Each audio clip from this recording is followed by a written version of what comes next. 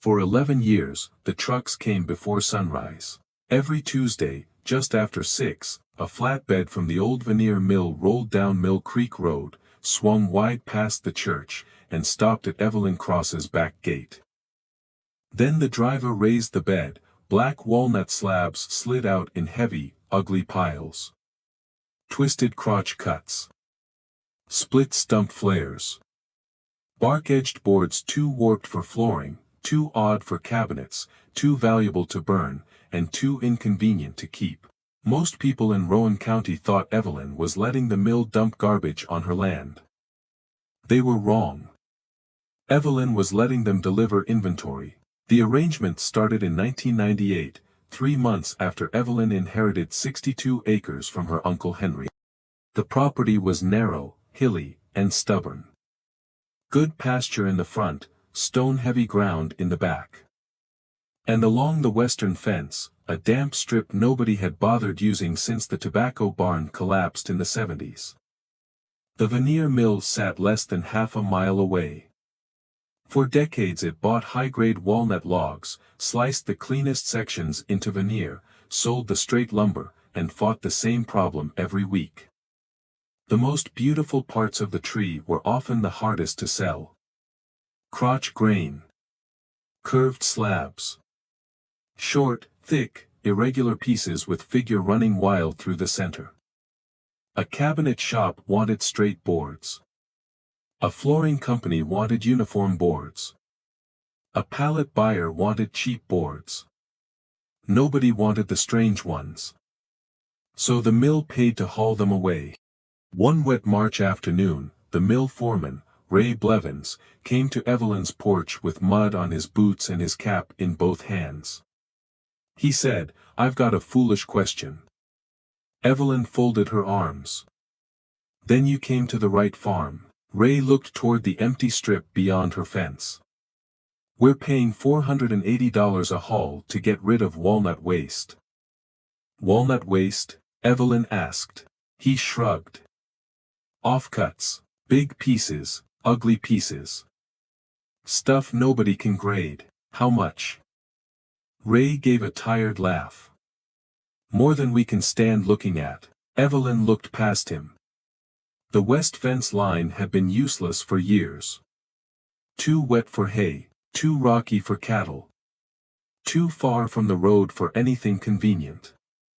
Then she remembered something Henry used to say whenever he found an odd board in his shop. "Straight boards behave. Wild boards remember where they came from." Evelyn looked back at Ray. "Bring one load," she said. Ray blinked. "Just one." "One for now." The first truck came the next Tuesday, then another, then another. By June, the useless strip behind the fence looked like a storm had thrown half a forest onto Evelyn's land. Neighbors slowed their trucks when they passed, some laughed. Some shook their heads. A few asked if she was starting a firewood business. Evelyn only smiled and said, "Not exactly." She had not grown up rich, and she had not grown up delicate. Uncle Henry had raised her after her parents left Kentucky for factory work in Ohio. He taught her how to sharpen a hand plane, how to read grain direction, how to clamp a glue up before the wood decided to move, and how to stop blaming tools when the cut went wrong. His shop still stood behind the house. Dusty. Cold, crowded with old planes, rasps, chisels, half-empty tins of oil, and notebooks filled in his narrow handwriting. After he died, Evelyn opened those notebooks at the kitchen table every night. There were drawings for sideboards, notes on kiln temperature, sketches of breadboard ends. Warnings about walnut checking if it dried too fast. But one sentence appeared again and again, underlined so hard the pen had torn through the paper. "Ugly wood is only ugly to a man in a hurry." At first, Evelyn thought it was just Henry being Henry. Then the trucks kept coming. And the piles kept growing. And one afternoon, after rain had darkened the newest load, Evelyn pried loose a slab that looked almost rotten from the outside. The edge was ragged, the middle had a split, one corner was crushed. But when she cut a thin shaving with Henry's plane, the surface opened like smoke trapped in glass. Brown, gold, purple-black. A feathered curl right through the center. Evelyn stood there with the shaving in her hand, and for the first time she understood what the mill had missed. They were grading for straightness. She was looking for memory. That winter, she started building. The first tabletop twisted so badly it rocked on 3 legs, the second split along the glue line before she could sand it. The third looked like something a committee had lost an argument over. But Evelyn kept working. She learned which slabs needed 2 summers in the drying shed. Which cracks could be pinned with walnut butterflies. Which curves belonged at the edge of a table instead of hidden underneath a saw blade. Which defects were actually the part people would touch first. Her younger cousin Miles came by one evening and found her standing in the shop at midnight, surrounded by clamps. He stared at the half-built dining table that came from the fence pile.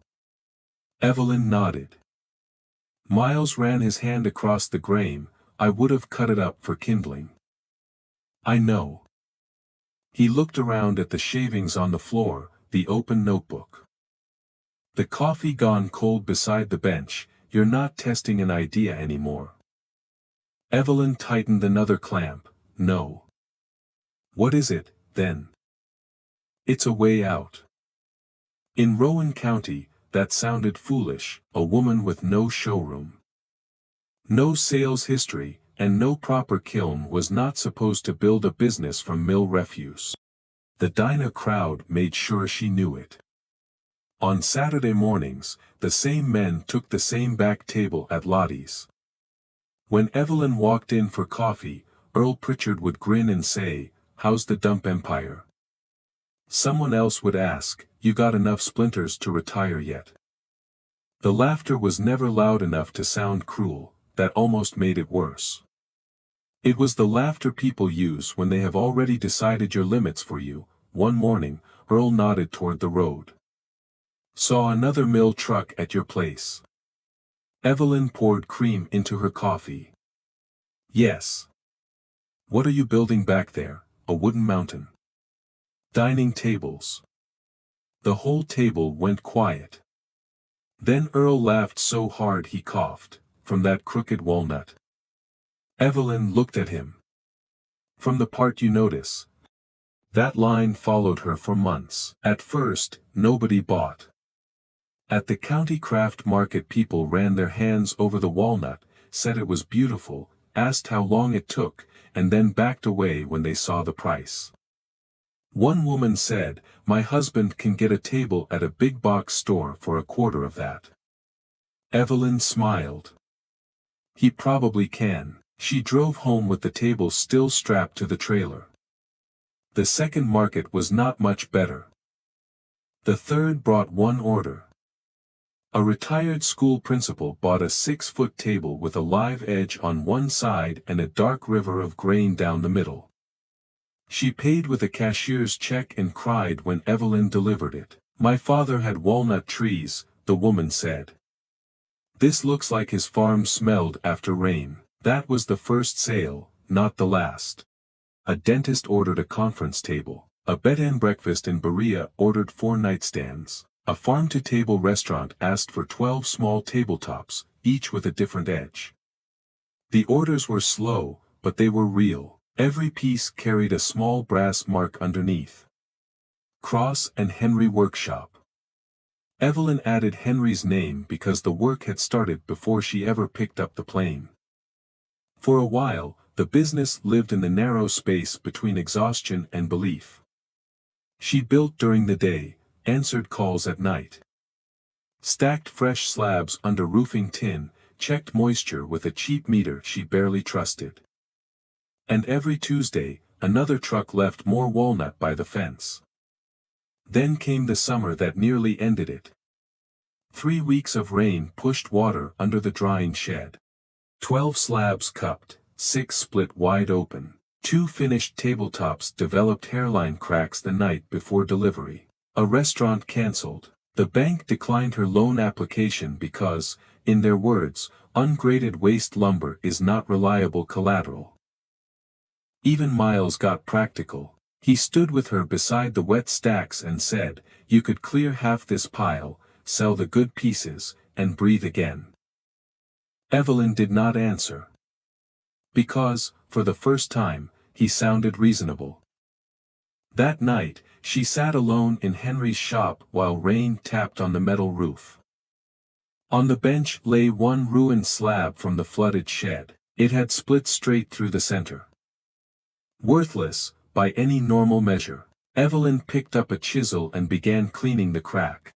Not to fix it, just because she needed her hands to move. Under the mud-dark surface, the split opened into a curl of grain so dramatic it looked drawn. She stared at it for a long time. Then she heard Henry's old warning in her head. Ugly wood is only ugly to a man in a hurry. The next morning, Evelyn did not call the hauler, she built a table around the crack. 2 black walnut keys crossed the split. The surface stayed open just enough to show where the tree had fought itself. She sanded it smooth, oiled it slowly, and delivered it to a small mountain lodge that had been waiting 6 months for a centerpiece table. The owner called 3 days later. Not to complain, to ask whether Evelyn could meet someone. A designer from Asheville had eaten breakfast at that lodge and spent 20 minutes looking at the table before touching his food. When he arrived at the workshop, he did not talk much, he walked the fence line. Studied the drying sheds. Looked at the warped stacks under tin, ran his fingers over the butterfly keys in 3 finished tables. Finally, he stopped beside the newest slab pile and said, "The mill gives you this." Evelyn wiped her hands on a rag, "They are happy to be rid of it." He laughed once, quietly. "Then nobody at that mill understands what they have."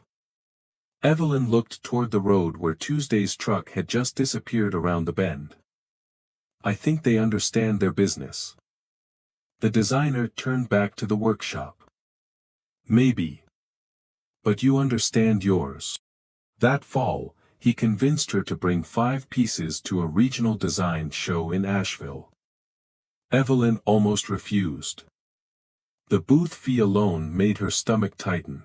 Miles said, "You spent 11 years collecting what everybody else rejected, don't get scared now that people might finally see it." So she borrowed a box trailer, wrapped 5 tables in moving blankets, and drove through the mountains before dawn. The exhibition hall made her feel small immediately. There were polished furniture brands with banners taller than her barn. Sales teams in matching shirts, catalogs printed on paper thick enough to frame. Evelyn had 5 walnut tables, a folding chair, and a hand-painted sign. Cross and Henry Workshop. Recovered Appalachian walnut. For the first hour, nothing happened. Then, a woman in a linen jacket stopped walking. She placed one hand on a table made from a forked trunk section, where the grain swirled in 2 directions at once. "Where did this board come from?" she asked. Evelyn said, "Behind my fence." The woman looked up, unsure whether to laugh. Evelyn did not smile. By the end of the first day, 3 tables had sold. By noon on the second, all 5 were gone. By Sunday evening, Evelyn had a notebook full of names from interior designers, restaurant owners, boutique hotel buyers, and one architect who kept saying, "This is not rustic. This is sculpture you can eat dinner on." The next year changed the farm. Not all at once. Then, too fast.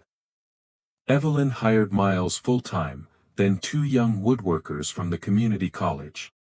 Then a finisher who had spent 20 years spraying cabinets and wanted to do work that did not disappear into subdivisions. They repaired the old tobacco barn and turned it into a real drying room. They built covered racks along the west fence. They labeled every slab by date, thickness, source load, and moisture content. Tuesday trucks still came. But now the piles did not sit there like a joke. They moved. From fence line to rack. From rack to planer. From planer to bench. From bench to dining rooms hundreds of miles away. One afternoon, Ray Blevins, the mill foreman, stopped by after a delivery. He watched 4 workers unload the newest walnut like it was stone from a quarry. Then, he looked at Evelyn. "We paid people to haul this off for 20 years. I know." He shook his head. "And now I've got my drivers being careful with your trash." Evelyn smiled. "Not trash, Ray." He looked at the racks, the workers, the finished table waiting under a sheet. "No," he said, "I guess not." The county began to notice, but it still did not fully understand. People saw new roofs on old sheds. They saw delivery vans leaving the farm. They saw strangers with out-of-state plates stopping at Evelyn's gate. At Lottie's, Earl Pritchard had changed the nickname. She was no longer the dump queen. Now she was the table woman. He said it like an improvement. One Saturday, he asked, "Business still good?" Evelyn paid for her coffee. "Good enough. Still charging city prices for crooked boards?" "Yes." Earl grinned. "I'll never understand people." Evelyn picked up her cup. "That makes 2 of us." The real silence came 3 years later, in a furniture store outside Lexington. Earl and his wife had gone to buy a dining set for their daughter. They walked past rows of factory tables until his wife stopped in front of a black walnut table with a split down the center, pinned by 2 butterfly keys. A card stood beside it, under soft lighting. Cross and Henry Workshop. Recovered Appalachian walnut, hand-built in Rowan County, Kentucky. Earl read it once. Then again. Then he crouched and looked underneath. There was the brass mark, the same one Evelyn had been fastening to her tables for years. His wife touched the edge. "Isn't that Evelyn's place?" Earl did not answer. The price tag did it for him. Monday morning, the diner was full before 7. Earl came in, carrying the store brochure rolled in his hand. He dropped it on the counter without a word. The brochure opened to a photograph of Evelyn's table. Nobody laughed. Not that morning. By lunch the story had reached the feed store, the post office, and the mill. By Tuesday, when the flatbed arrived, 2 mill workers climbed out and stood at the fence before unloading. Inside the shop, Sanders hummed. A glue-up sat in clamps. Finished tables waited in padded crates marked for Atlanta, Denver, and Portland. One of the workers looked at the walnut sliding off the truck and said, "We were throwing away a company." Ray Blevins watched Evelyn mark the newest slabs with chalk. "No," he said. "We were throwing away what we didn't know how to see." The national contract came later. A hospitality group wanted tables for lodges, restaurants, and private dining rooms across the country. They wanted volume. Evelyn wanted control. The first meeting lasted 4 hours. The second lasted 6. She refused veneer over particle board, refused overseas production, refused to call factory distressing character, refused any order large enough to make the work worse. Finally they agreed. Solid recovered walnut, built in Rowan County, hand-finished, limited runs. Every table marked underneath. Within 2 years, Cross and Henry employed 28 people. Not a factory line, a workshop, a loud, dusty, careful place where young woodworkers learned that a crack was not automatically a flaw, a knot was not automatically a problem, and the strangest part of a tree might become the reason someone kept the table for the rest of their life. The mill stopped calling the offcuts waste on its paperwork. They became recovered walnut material. Ray said the new name sounded expensive. Evelyn told him it should have sounded expensive all along. One October evening, Miles stood with her beside the west fence after the workers had gone home. The air smelled like walnut dust and cold leaves. A half-empty truck bed sat by the gate. Fresh slabs lay in uneven stacks. Beyond them, the old, useless strip of land was now the most valuable part of the farm.